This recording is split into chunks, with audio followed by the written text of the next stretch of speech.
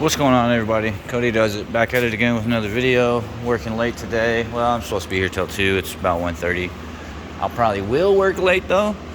Yeah, thanks Buick for making it this difficult to replace the wreck pinion.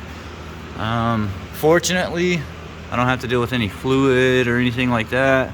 It's electronic power steering. It is located in the steering column, but you do have to pull 6 of the K-frame bolts down. I moved the sway bar just because it's not that big of a deal. Just pulled it back a little bit so I can make some more space. Get you two dead men to stand underneath this bad boy.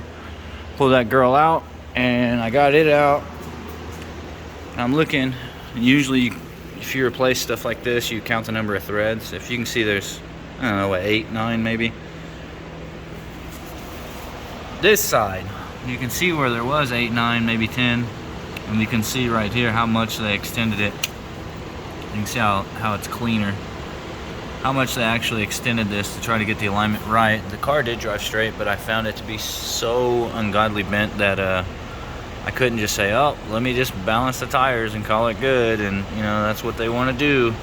So I had to revise it. Unfortunately, I threw somebody under the bus that actually previously looked at the car, but at the end of the day, he did learn. I've never did one of these. It's not that difficult, but we are learning today.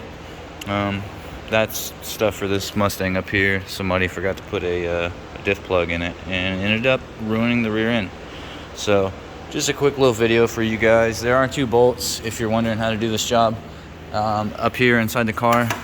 For the steering shaft, you loosen one to get it out, and you loosen one to lift it up, just to give yourself a little bit more clearance. That's what I did. It's the easiest way in my opinion, so you're not banging around on anything in there. And then, like I said, you've got 6 motor mount bolts, or K-frame bolts. I outlined them just to be sure. There, I outlined it there. If you can see, it's kind of hard to tell with my phone's camera. I need to start using my GoPro more, but I outlined it here as well.